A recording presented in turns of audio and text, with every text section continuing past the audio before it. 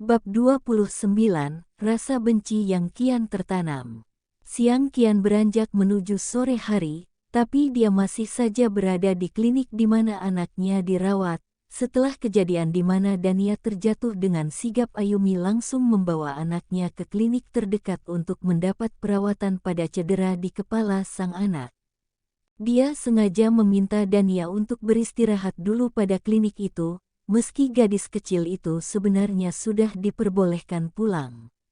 Tapi dia menahannya dulu sampai Dirga datang karena memang dia menghubungi mantan suaminya.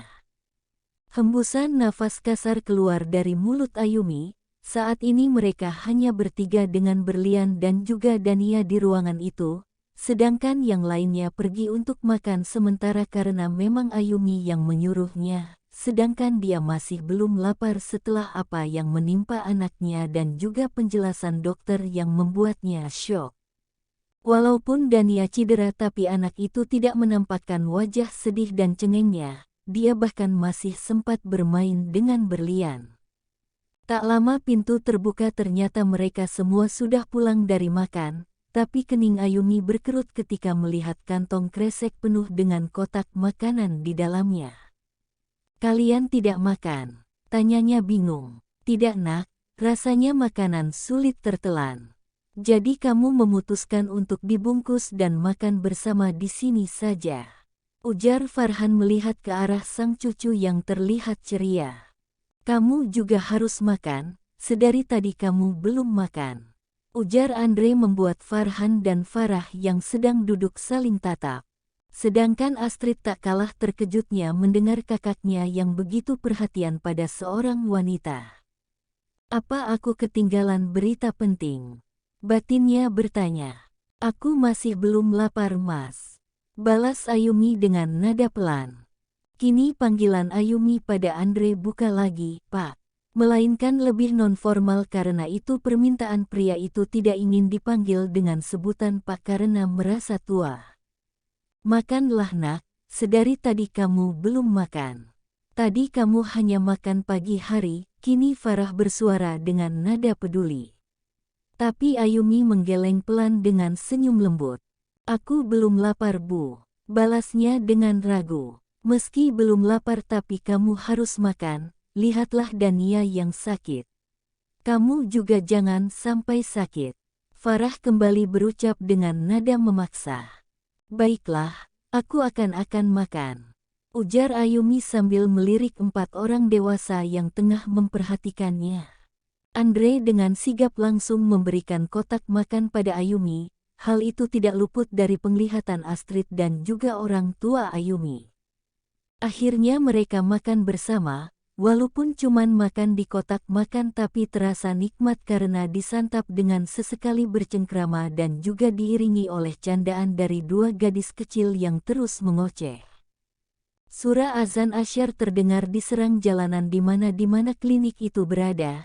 Semuanya beranjak kecuali Ayumi yang memang sedang libur sholat karena tamu bulanannya datang. "Kita sholat dulu, takutnya asyar berlalu," ajak Farhan pada mereka semua. "Aku tidak sholat pak," balas Ayumi langsung diangguki oleh Farhan. Sedangkan Anita dan Astrid sudah beranjak lebih dulu.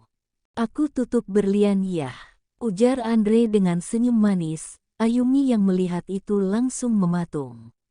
Baru kalian ini pria itu tersenyum hangat padanya.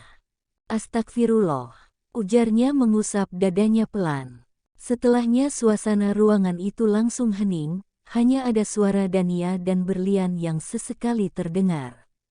Ayumi berjalan mendekati dia gadis kecil itu dan duduk di samping mereka. "Kepalanya masih sakit sayang?" tanya Ayumi lembut. "Tidak mah," jawabnya pelan. "Syukurlah, lain kali kalau mau main hati-hati ya." Dania mengangguk patah-patah. "Aku minta maaf ya sama mama karena but mama khawatir." Ayumi hanya tersenyum lembut melihat anak gadisnya. "Iya nggak apa-apa, lain kali harus hati-hati lagi ya." Anak itu mengangguk pelan. Akhirnya mereka kembali terdiam. Berlian terus menatap Ayumi dan juga Dania yang nampak serasi antara ibu dan anak. Berbeda dengan dirinya yang selalu saja bersama pengasuhnya, padahal dia juga ingin diperhatikan langsung oleh Clara, tapi Anita itu tampak enggan melihatnya. Tak lama suara pintu terbuka sedikit kasar, tampak Dirga masuk sedikit berlari kecil menuju ke arah Dania.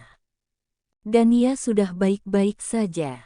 Lain kali jangan main yang bahaya ya sayang. Ujar Dirga memeluk Dania seakan memberi kasih sayang pada anaknya itu, tapi Dania hanya terdiam dan tidak membalas pelukan sang papa. Ayumi memalingkan wajahnya, rasa kesalnya kian memuncak ketika melihat Dirga. Apalagi mendengar penjelasan dari dokter mengenai ada beberapa lebam di bagian paha Dania membuatnya begitu murka dan ingin sekali mengajar Dirga langsung saat dia datang. Mata Dirga tak sengaja menangkap sosok berlian yang duduk di samping anaknya. Tentu dia tahu siapa gadis kecil itu sebab sudah melihatnya pertama kali dan menyimpulkan jika anak itu adalah anak dari pria yang tidak dia sukai. Dania di sini dulu ya, Papa mau bicara dengan Mama, ucap Dirga tiba-tiba, matanya langsung menatap ke arah mantan istri. Tanpa disuruh Ayumi langsung keluar, karena memang dia juga ingin berbicara dengan mantan suaminya itu. Inilah yang terjadi jika kamu asik pacaran dengan pria itu. Jika kamu tidak bisa menjaga Dania, berikan saja hak asuhnya padaku karena aku bisa menjaganya dengan dari kamu, ucap Dirga dengan tatapan begitu dingin. Kamu lebih mementingkan asmaramu dibandingkan anakmu. Lihatlah sekarang Dania terjatuh itu semua karena ulahmu yang terlalu serahan jadi wanita, lanjutnya lagi dengan berbagai hinaan. Bahkan tanpa mendengar penjelasan dari Ayumi terlebih dahulu. Sebelumnya Ayumi memang menelpon Dirga mengatakan jika anak jatuh di atas perosotan, tapi dia tidak mengatakan jika ada Andre di sana. Dirga yang melihat jika ada berlian di ruangan tadi langsung menyimpulkan hal yang tidak-tidak, padahal Ayumi selalu menjaga Dania dengan baik. Tidak sadarkan dia dengan kelakuannya dulu menelantarkan anaknya demi sang kekasih. Bahkan Dania harus mengemis perhatian dari ayahnya sendiri, tapi Dirga tidak menghiraukannya sama sekali. Lihatlah sekarang, ketika Dania cedera dia mencoba mencari kesalahan Ayumi dengan mengatakan tidak pantas menjadi ibu yang baik. Sungguh dia lupa bercermin. Seketika dada Ayumi bergemuruh hebat, mendengar setiap kalimat yang keluar dari mulut mantan suaminya yang tidak tahu diri itu. Dadanya terasa sesak seiring dengan kalimat bernada sarkas yang memenuhi gendang telinganya. Tatapan yang sebelumnya datar kini tampak tajam menghunus Dirga, seakan menguliti tubuh pria itu hidup-hidup. Tidak ada lagi rasa gentar dalam dirinya terhadap pria yang tengah berdiri di depannya, kini yang ada hanya rasa benci yang kian tertanam semakin hari, padahal dia mencoba ingin memperbaiki hubungan mereka agar Dania merasa nyaman pada Dirga, tapi dia menghapus semua itu sekarang juga. Bersambung.